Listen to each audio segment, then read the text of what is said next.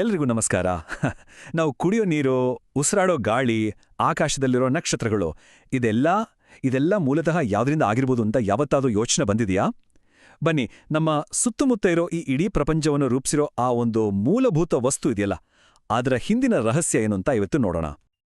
ನಿಜ ಹೇಳ್ಬೇಕಂದ್ರೆ ಈ ಪ್ರಶ್ನೆ ಇದೆಯಲ್ಲ, ಇದು ಸಾವಿರಾರು ವರ್ಷಗಳಿಂದ ಮನುಷ್ಯರನ್ನ ಕಾಡ್ತಾನೆ ಇದೆ. ಆದ್ರೆ ಖುಷಿ ವಿಷಯ ಅಂದ್ರೆ ಇವತ್ತು ನಮ್ಗೆ ಉತ್ತರ ಗೊತ್ತು. ಆ ಉತ್ತರ ಒಂದೇ ಒಂದು ಪದದಲ್ಲಡಗಿದೆ: ದ್ರವ್ಯ. ಹಾಗಿದ್ರೆ ಏನಿದು ದ್ರವ್ಯ? ಇದರ ಅರ್ಥ ಏನು? ಸರಿ, ಇವತ್ತಿನ ಈ ಚರ್ಚೆಯಲ್ಲಿ ನಾವು ಮೊದಲು ದ್ರವ್ಯ ಅಂದ್ರೆ ಏನು ಅಂತ ನೋಡ್ತೀವಿ. ಆಮೇಲೆ ಅದರೊಳಗಡೆ ಇರೋ ಸಣ್ಣ ಸಣ್ಣ ಕಣಗಳ ಸ್ವಭಾವ ಹೇಗಿರುತ್ತೆ ಅಂತ ತಿಳ್ಕೊಳ್ತೀವಿ.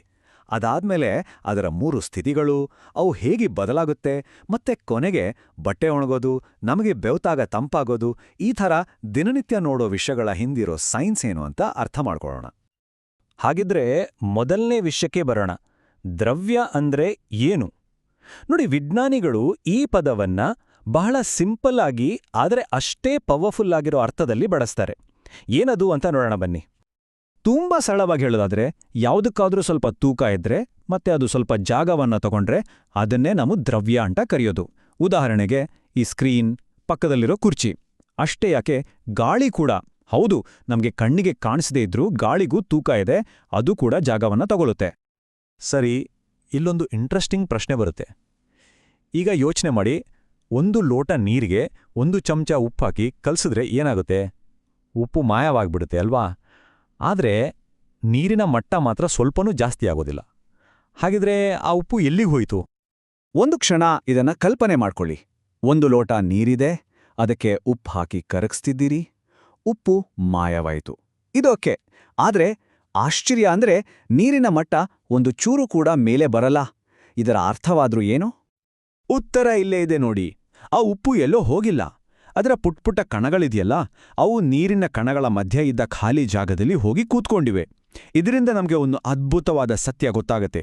ಏನಂದ್ರೆ, ದ್ರವ್ಯ ಅನ್ನೋದು ಒಂದೇ ಅಖಂಡ ವಸ್ತುವಲ್ಲ, ಅದು ಅಸಂಖ್ಯಾತ ಸಣ್ಣ ಸಣ್ಣ ಕಣಗಳಿಂದ ಮಾಡಲ್ಪಟ್ಟಿದೆ.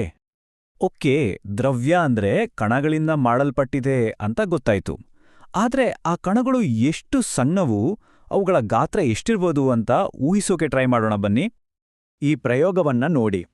ಒಂದು ದೊಡ್ಡ ಪಾತ್ರೆ ನೀರಿಗೆ ಕೇವಲ 1-2 ಪೊಟ್ಯಾಷಿಯಂ ಪರ್ಮಾಂಗನೇಟ್ ಹರಳುಗಳನ್ನ ಹಾಕಿದ್ರೆ ಸಾಕು, ಇಡೀ ನೀರು ಬಣ್ಣ ಆಗ್ಬಿಡುತ್ತೆ. ಈಗ ಆ ಬಣ್ಣದ ನೀರಿಂದ ಒಂದು 10 ಮಿಲಿಲೀಟರ್ ತಗೊಂಡು ಅದನ್ನ ಇನ್ನೊಂದು ಪಾತ್ರೆಯಲ್ಲಿರೋ ಶುದ್ಧ ನೀರಿಗೆ ಹಾಕಿ. ಆ ನೀರು ಕೂಡ ಬಣ್ಣ ಆಗತ್ತೆ. ಇದನ್ನೇ ಸುಮಾರು 8ರಿಂದ 10 ಸಾರಿ ರಿಪೀಟ್ ಮಾಡ್ತಾ ಹೋದ್ರೂ ಕೂಡ ಕೊನೆಗೆ ಉಳಿಯೋ ನೀರಿನಲ್ಲಿ ಲೈಟಾಗಾದ್ರೂ ಬಣ್ಣ ಇದ್ದೇ ಇರುತ್ತೆ. ಹಾಗಿದ್ರೆ ಇದರ ಅರ್ಥ ಏನು? ಅಂದ್ರೆ ಆ ಒಂದೇ ಒಂದು ಪುಟ್ಟ ಹರಳಿನಲ್ಲಿ ಲಕ್ಷಾಂತರ ಅಲ್ಲ, ಕೋಟ್ಯಾಂತರ ಸೂಕ್ಷ್ಮ ಕಣಗಳು ಇರಲೇಬೇಕು. ದ್ರವ್ಯದ ಕಣಗಳು ನಮ್ಮ ಊಹೆಗೂ ಮೀರಿದಷ್ಟು ಚಿಕ್ಕದಾಗಿರುತ್ತೆ ಅನ್ನೋದಕ್ಕೆ ಇದಕ್ಕಿಂತ ಒಳ್ಳೆ ಉದಾಹರಣೆ ಬೇಕಾ? ಹಾಗಿದ್ರೆ ಈ ಕಣಗಳ ಬಗ್ಗೆ ನಮ್ಗೆ 3 ಮುಖ್ಯ ಪಾಯಿಂಟ್ಸ್ ಗೊತ್ತಾಯ್ತು. ಮೊದಲನೇದು, ಅವುಗಳ ಮಧ್ಯೆ ಖಾಲಿ ಜಾಗ ಇರುತ್ತೆ, ಉಪ್ಪು ನೀರಿನಲ್ಲಿ ಕರಗಿದ ಹಾಗೆ. ಎರಡನೇದು, ಅವು ಸುಮ್ಮನೆ ಒಂದೇ ಕಡೆ ಕೂರಲ್ಲ, ಯಾವಾಗ್ಲೂ ಚಲಿಸ್ತಲೇ ಇರ್ತವೆ.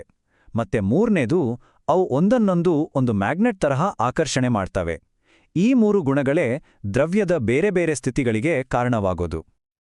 ಅಂದ್ರೆ ಆ ಕಣಗಳು ಎಷ್ಟು ಹತ್ರತ್ರ ಇವೆ ಮತ್ತೆ ಅವುಗಳ ನಡುವಿನ ಆಕರ್ಷಣೆ ಎಷ್ಟು ಸ್ಟ್ರಾಂಗ್ ಆಗಿದೆ ಅನ್ನೋದ್ರ ಮೇಲೆನೆ ದ್ರವ್ಯದ 3 ಮುಖ್ಯ ಸ್ಥಿತಿಗಳು ನಿರ್ಧಾರ ಆಗೋದು. ಅವೇ ಘನ, ದ್ರವ ಮತ್ತು ಅನಿಲ. ಈಗ ಘನವಸ್ತುಗಳನ್ನು ತಗೊಂಡ್ರೆ ಅದರಲ್ಲಿರೋ ಕಣಗಳು ಶಿಸ್ತಿನ ಸೈನಿಕರ ಥರ ಸಾಲಾಗಿ ಗಟ್ಟಿಯಾಗಿ ಜೋಡಿಸ್ಕೊಂಡಿರ್ತವೆ. ಅದೇ ದ್ರವಗಳಲ್ಲಿ ಅವು ಸ್ವಲ್ಪ ಲೂಸ್ ಆಗಿರ್ತವೆ, ಒಂದ್ರ ಮೇಲೊಂದು ಜಾರ್ಕೊಂಡು ಹೋಗ್ತಿರ್ತವೆ. ಇನ್ನು ಗ್ಯಾಸ್ ಅಥವಾ ಅನಿಲಗಳಲ್ಲಂತೂ ಕಣಗಳು ಫುಲ್ ಫ್ರೀ, ಎಲ್ಲೆಂದರಲ್ಲಿ ಬೇಕಾಬಿಟ್ಟಿ ಹಾರಾಡ್ಕೊಂಡಿರ್ತವೆ. ಕಣಗಳ ಈ ಜೋಡಣೆಯಿಂದಾನೇ ಅವುಗಳ ಗುಣಗಳು ಕೂಡ ಬೇರೆ ಬೇರೆ ಆಗಿರುತ್ತೆ. ಘನವಸ್ತುಗಳಿಗೊಂದು ನಿರ್ದಿಷ್ಟ ಆಕಾರ ಯಾಕಿರುತ್ತೆ ಅಂದ್ರೆ ಅದರ ಕಣಗಳು ಜಾಗ ಬಿಟ್ಟು ಕದಲೋದೇ ಇಲ್ಲ. ದ್ರವದ ಕಣಗಳು ಜಾರೋದ್ರಿಂದ ಅದನ್ನ ಯಾವ ಪಾತ್ರೆಗೆ ಹಾಕ್ತೀವೋ ಆ ಪಾತ್ರೆಯ ಆಕಾರವನ್ನೇ ತಗೊಳುತ್ತೆ. ಇನ್ನು ಅನಿಲದ ಕಣಗಳು ತುಂಬಾ ದೂರ ದೂರ ಇರೋದ್ರಿಂದ ಅದಕ್ಕೆ ತನ್ನದೇ ಆದ ಆಕಾರನೂ ಇಲ್ಲ, ಗಾತ್ರನೂ ಇಲ್ಲ. ಅದಕ್ಕೆ ನೋಡಿ, ಗ್ಯಾಸ್ ಸಿಲಿಂಡರ್ ಒಳಗೆ ಅಷ್ಟೊಂದು ಗ್ಯಾಸ್ನ ಒತ್ತಿ ತುಂಬಕ್ಕಾಗೋದು. ಹಾಗಿದ್ರೆ ಒಂದು ಸ್ಥಿತಿಯಿಂದ ಇನ್ನೊಂದು ಸ್ಥಿತಿಗೆ ದ್ರವ್ಯವನ್ನ ಬದಲಾಯಿಸೋಕ್ಕಾಗುತ್ತಾ? ಖಂಡಿತ ಆಗುತ್ತೆ. ಅದಕ್ಕೆ ಬೇಕಾಗಿರೋದು ಒಂದೇ ಒಂದು, ಅದೇ ಶಕ್ತಿ, ಅಂದ್ರೆ ಎನರ್ಜಿ. ನಮ್ಗೆಲ್ಲ ಚೆನ್ನಾಗ್ ಗೊತ್ತಿರೋ ನೀರಿನ ಉದಾಹರಣೆಯನ್ನೇ ತಗೊಳ್ಳೋಣ. ಘನರೂಪದಲ್ಲಿರೋ ಮಂಜುಗಡ್ಡೆಗೆ ಶಾಖ ಅಂದ್ರೆ ಹೀಟ್ ಕೊಟ್ರೆ ಅದು ಕರಗಿ ನೀರಾಗುತ್ತೆ.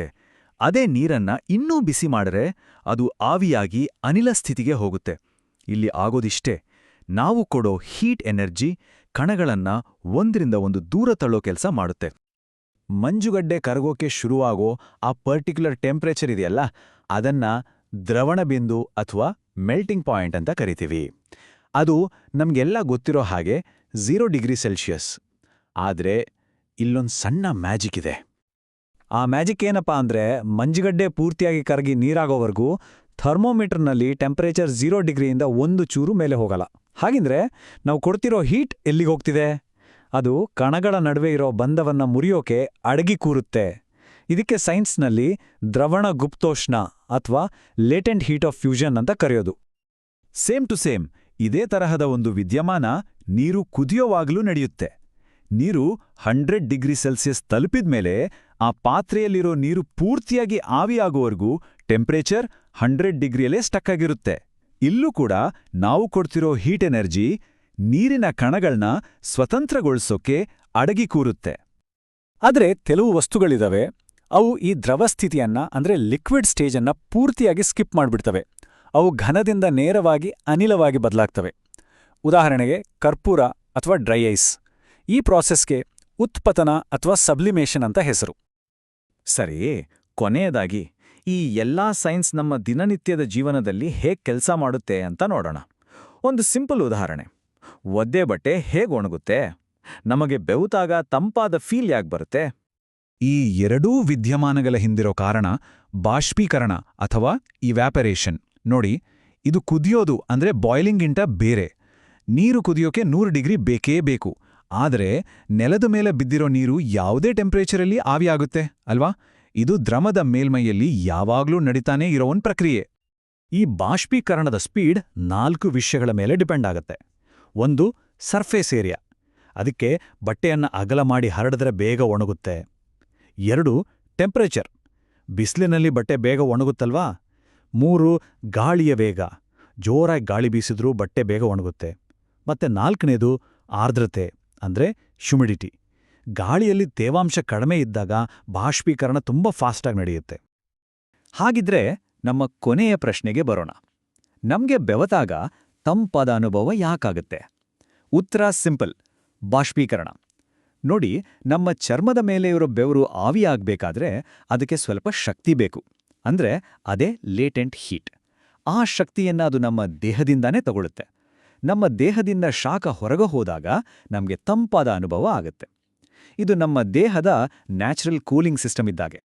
ದ್ರವ್ಯದ ವಿಜ್ಞಾನ ಅನ್ನೋದು ನಮ್ಮ ಜೀವನದ ಪ್ರತಿಯೊಂದು ಕ್ಷಣದಲ್ಲೂ ಹೇಗೆ ಕೆಲಸ ಮಾಡುತ್ತೆ ಅನ್ನೋದಕ್ಕೆ ಇದೊಂದು ಅದ್ಭುತವಾದ ಉದಾಹರಣೆ ಅಲ್ವಾ?